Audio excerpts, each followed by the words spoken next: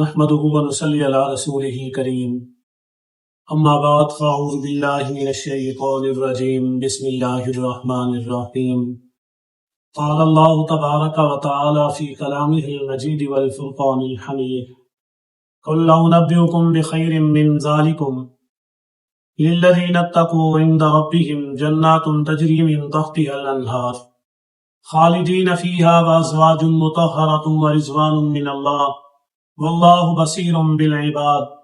الذین یقولون ربنا اننا آمنا فاغفر لنا ذنوبنا وقنا عذاب النار صدق اللہ العظیم۔ میرے واجب الاحترام خواتین و حضرات، ارشاد باری تعالی ہے قل لو نبئکم بخیر من ذالکم، کہہ دیجئے میرے محبوب پیغمبر کیا میں تم کو خبر نہ دوں اس چیز سے بھی زیادہ بہتر کی، یعنی جو چیزیں گنوائی گئی بتائی گئی دنیاوی فائدے کے لیے،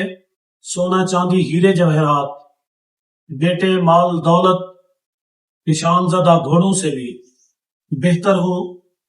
اچھی ہو، اعلیٰ ہو، عرفہ ہو۔ فرمایا ان لوگوں کے لیے للذین اتقوا عند ربہم،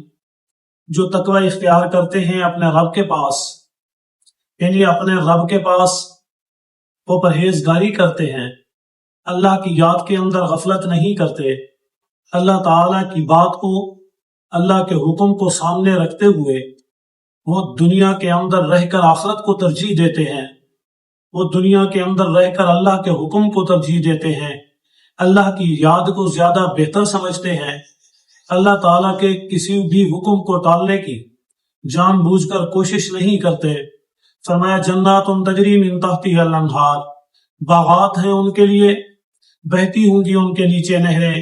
یعنی ایسے باغات جنت کے اندر ایسے عالی شان قسم کے اور نظارے ہوں گے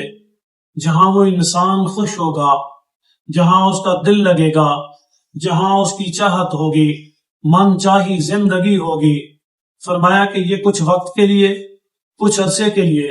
کچھ زمانے کے لیے نہیں ہوگی، خالدین فیہا، اور وہ اس میں ہمیشہ رہیں گے، وازواج مطہرۃ، اور وہاں پر جوڑے ہوں گے، یعنی میاں اور بیوی ہوں گے، وہاں پر حوریں ہوں گی، یعنی اللہ تعالیٰ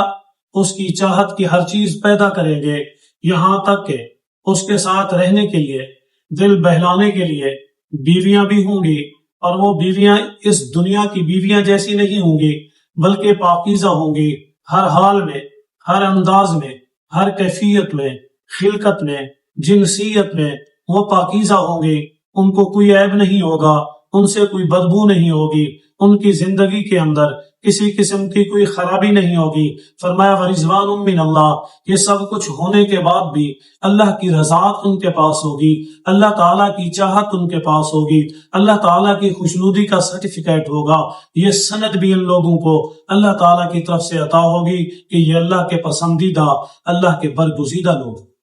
واللہ بصیر بالعباد، اللہ تعالیٰ اپنے بندوں کو دیکھ رہا ہے، اللہ تعالیٰ اپنے بندوں پر نظر رکھے ہوئے ہے، وہ جانتا ہے کہ میرے بندوں میں سے کون سے ایسے ہیں جو میرے حکم کی تعمیل میں لگے ہوئے ہیں۔ فرمایا یہ وہ لوگ ہیں الذین یقولون،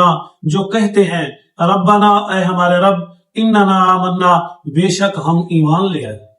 ہم آپ پر یقین رکھتے ہیں، ہم آپ کی بات پر لبیک کہتے ہیں،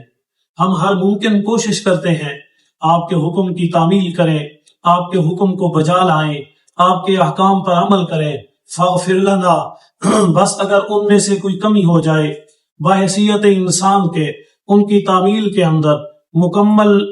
پیروی نہ ہو سکے، کوئی کمی پیشی ہو جائے تو بس ہمیں معاف کر دیجئے، ہمارے گناہوں کو بخش دیجئے، ہمارے گناہوں کو ختم کر دیجئے، اور وقنا عذاب النار، ہمیں عذاب سے بچا لیجئے، چاہے وہ دنیا کا عذاب ہو، دنیا کی ذلت ہو، دنیا کے اندر تکلیف اور مشقت ہو، دنیا کے امتحانات اور آزمائشات ہوں، چاہے وہ آخرت کے ہوں۔ یا اللہ ہمیں ہر قسم کے عذاب سے محفوظ فرما، یا اللہ دنیا اور آخرت میں کامیابی والی زندگی نصیب فرما،